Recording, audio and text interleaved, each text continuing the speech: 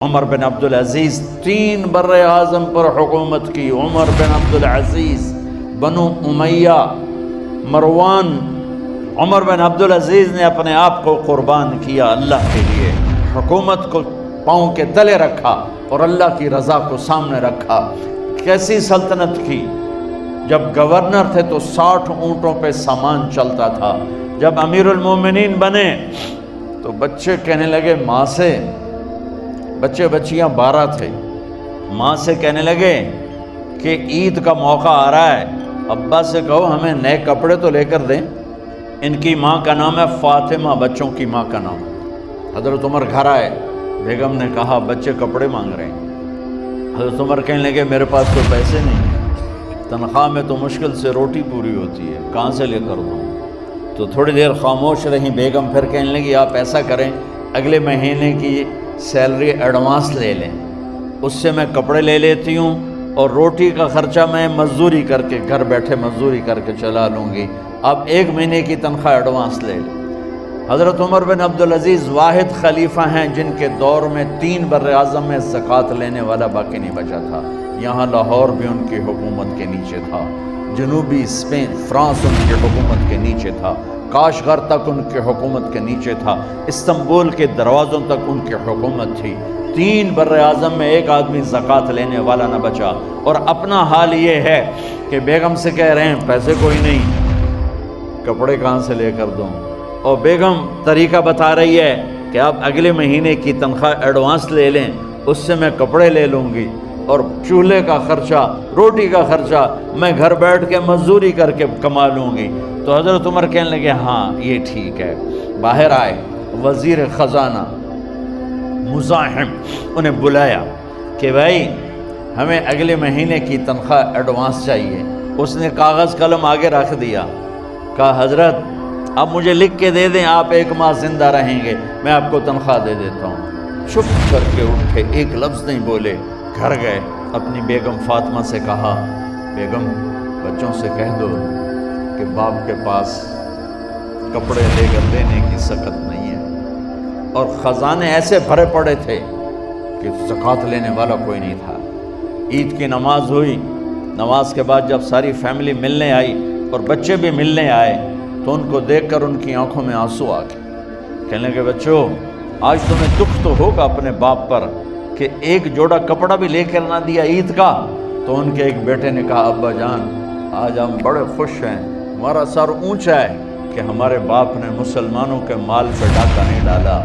یہ ان کا طرز حکومت تھا، اس طرح انہوں نے حکومت کی. گھر میں تشریف لائے تو بیٹیوں سے بات کی تو انہوں نے منہ پہ ایسے دوپٹہ رکھا ہوا، تو فرمانے لگے کپڑا تو ہٹاؤ، دوپٹہ کیوں رکھا ہوا ہے؟ تو گھر کی خادمہ زور زور سے رونے لگی، کہنے لگی امیر المومنین آج آپ کی بیٹیوں نے کچا پیاز توڑ کے روٹی کھائی ہے تو وہ اس کی بو ہے منہ میں، آپ کو بو سے نفرت ہے اس لیے منہ پہ کپڑا رکھ لیا ہے. تو حضرت عمر اتنا روئے کہ ان کی داڑھی تر ہو گئی. کہنے لگے آخر میں جب تھوڑا آسرے میں آئے کہا میری بیٹیوں تمہارا باپ تمہیں بڑے اچھے کھانے کھلا سکتا ہے لیکن میں جہنم کو برداشت نہیں کر سکتا. اب مرنے کا وقت آ گیا. جب وہ گورنر تھے تو 60 اونٹوں پہ ان کا سامان چلتا تھا، اور جب وہ امیر المومنین بنے تو عیادت کے لیے لوگ آ رہے تھے تو سالے عیادت کے لیے آئے. فاطمہ کے بھائی کپڑے دیکھے امیر المومنین کے تو بہن کو ایک طرف کر کے فرمایا، کہنے لگے امیر المومنین کے کپڑے تبدیل کروا دو، لوگ پوچھنے آ رہے ہیں تو میلے کپڑے اچھا نہیں لگتا. کہا جی بھائی کرواتی ہوں. اگلے دن جب وہ حال پوچھنے آئے تو پھر وہی کپڑے تھے تو انہوں نے ان کو الگ جا کر کہا بہن میں نے تمہیں کہا تھا کپڑے بدلوا دیتی، کیوں نہیں بدلوائے؟ تو وہ رونے لگی، کہنے لگی کہاں سے بدلواؤں، جوڑا ہی ہے. اور حکومت کتنی تھی؟ 3 بر اعظم. ایک جوڑے میں اللہ سے ملنے جا رہا ہے.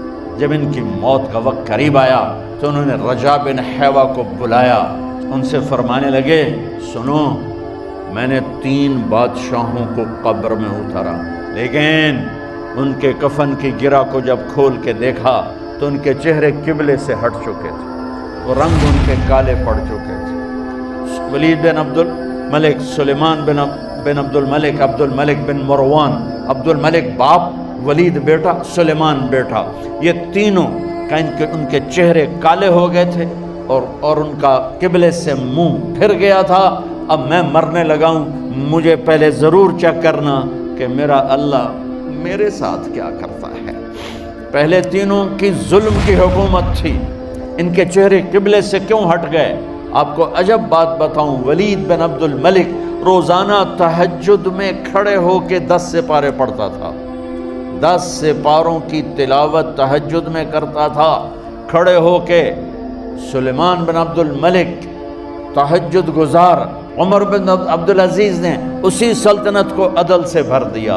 سلیمان بن عبد الملک کی ڈیڈ باڈی جب قبر کے قریب لائے اتارنے کے لیے تو ایسے ایسے ہلنے لگا، اس کا پورا جسم ہلنے لگا۔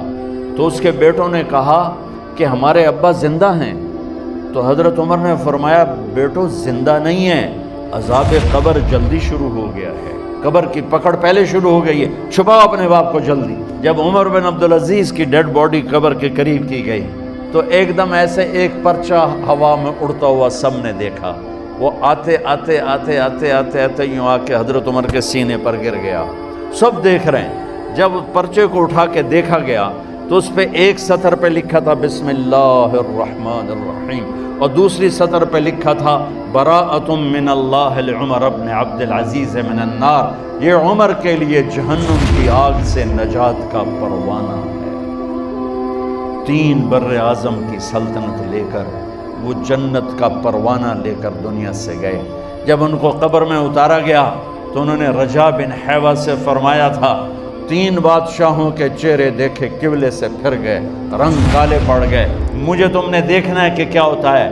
تو رجا فرماتے ہیں جب میں قبر میں اترا اور ان کے کفن کی گرہ کو کھول کے دیکھا تو چہرہ قبلے کی طرف فکس تھا، اور مجھے یوں لگا جیسے 14ویں رات کا چاند قبر میں اتر آیا۔